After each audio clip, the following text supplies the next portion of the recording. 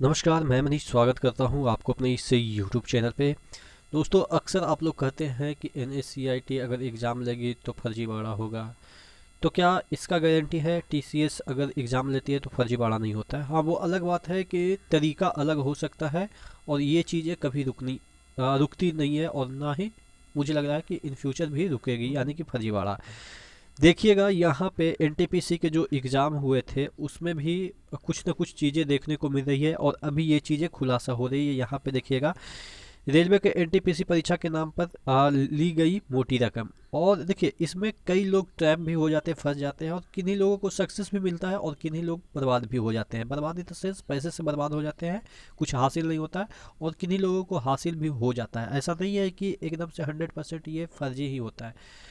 इसमें फर्जी करते करते आगे तक आदमी पहुंच जाता है। क्या चीज़ें कुल मामला आया है, तमाम चीज़ों को हम डिस्कस करेंगे। इससे पहले वीडियो शुरू हो, मैं आपको बता दूं कि मिड मिड वीकेंड ऑफर चल रहा है, जिसके तहत आपको 360 रुपया में दे आ जा रहा है 14 महीने के लिए पास है। ठीक है, तो नीचे डिस्क्रिप्शन बॉक्स में लिंक दिया हुआ है, जरूर इसको ग्रैब कर लीजिएगा। और यहाँ पे आप coupon code ER Manish use कीजिएगा, क्योंकि यहाँ पे आपको तमाम जो एग्ज़ाम है उसके मॉक टेस्ट मिल जाएंगे।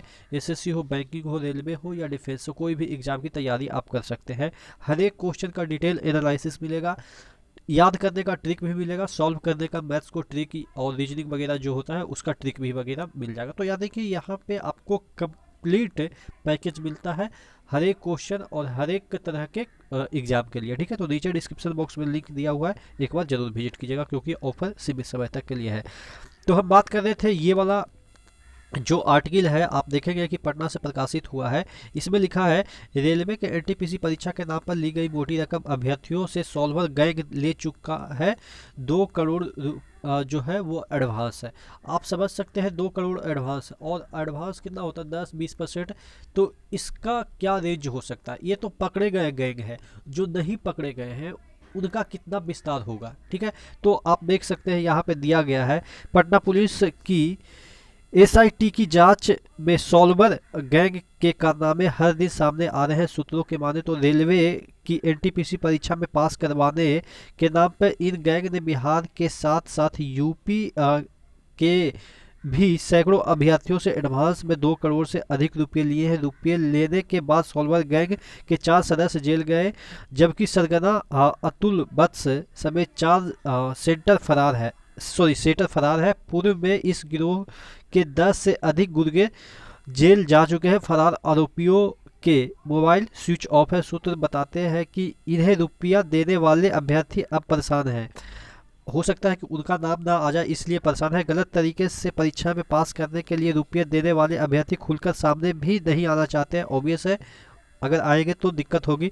वहीं पटना पुलिस की सॉल्वर गैंग के आरोपितों का खाता खंगाल रही है। कई खातों को उन्होंने सरे एक मिनट, यहाँ पे कुछ कटा हुआ है, इससे हम देख लेते हैं।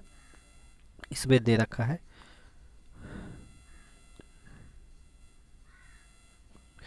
सूत्रों के बताते हैं कि इन्हें रुपये देने वाले अभ्यर्थी अब परेशान है। यहाँ पे देखिएगा, खंगाल रही है। उन सभी की पड़ताल की जा रही है। बैंक से पुलिस सभी खाते के डिटेल मांग चुकी है। मंगलवार तक पूरी जानकारी जांच टीम को मिल जाएगी।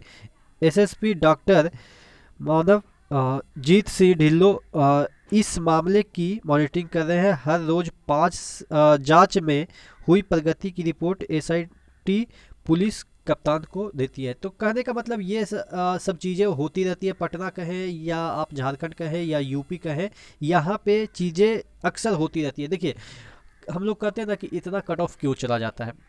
बहुत सारे लोगों का 100 में 95 सही चला जाता है। मैं ये नहीं कहता हूँ कि पढ़ने वाले वीरों की कमी हो गई है। यहाँ पे कर्ण और मतलब कि ऐसे ऐसे महारथी की कमी नहीं है। कर्ण, भीष्म पितामह हो या अर्जुन हो, ऐसे ऐसे महारथी की कमी नहीं है, लेकिन वो सब बिरले होते हैं। लाख में 2 या 10 95 लाने वाले होते हैं। बाकी जो एवरेज होते हैं, मतलब कि जो कहते हैं अपने आप को टॉपर, या हम स्कूल का टॉपर है या हम जिले का टॉपर है, वो भी 85 जाते जाते वो सफोकेट होने लगते हैं, यानी कि दम उनका टूट जाता है। ऐसे ऐसे मतलब कंपटीशन है भाई, ये सीबीएसई बोर्ड का मैथ्स का क्वेश्चन नहीं है कि 100 में 100 ला रहे हैं। फिर भी इस तरह के जो एग्ज़ाम होते हैं उसमें 95, 98, 99 जब नंबर आते हैं तो कहीं ना कहीं डाउट होती है। और ये डाउट सही तब हो जाती है जब इस तरह के कारनामे आपके पकड़े जाते हैं।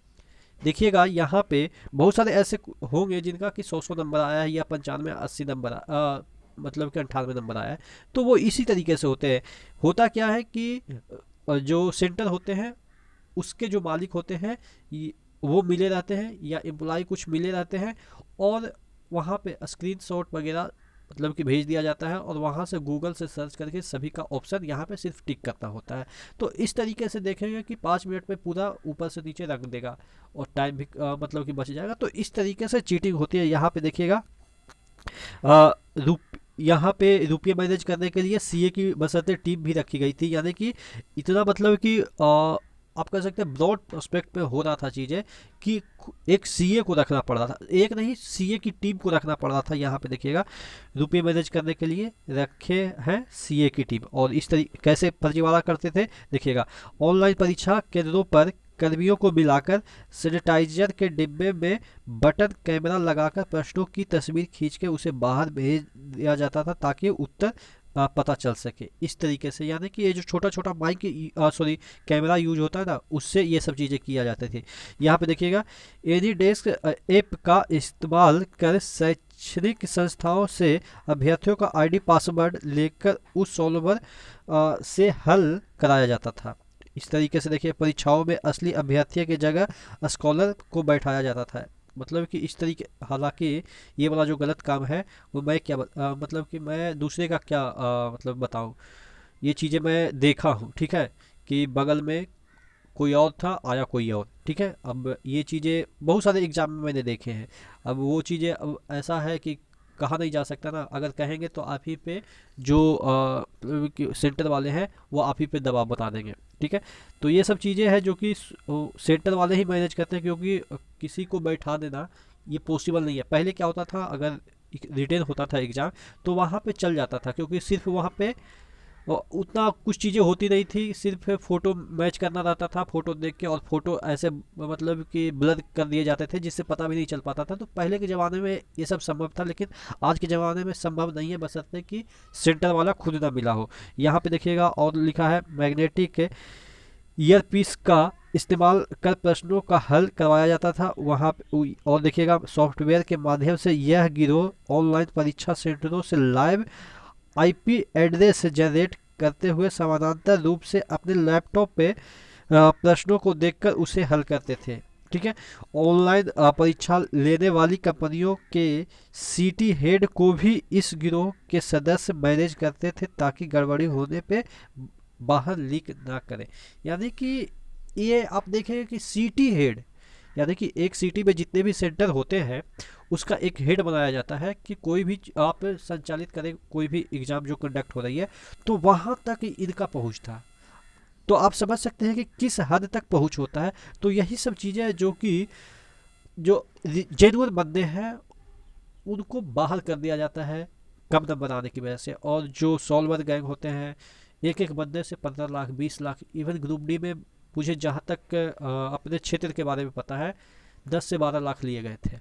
अब ये चीज़ें सिर्फ मुंह से बोला जा सकता है, प्रूफ तो मेरे पास है नहीं। मैंने भी उसके मुंह से सुना, मैंने भी उसके मुंह से सुना कि हाँ शायद इसने इतना दिया था, और पता भी चल जाता है यार पढ़ने वाला तो है नहीं, क्योंकि आपके पास वाला अगर बंदा कोई पढ़ने वाला नहीं है और वो पास कर जाता है तो आपको डाउट होगा नहीं कि ये कैसे पास हो गया। लेकिन बाद में पता चलता है कि 10-12 लाख से इसका हो गया था काम।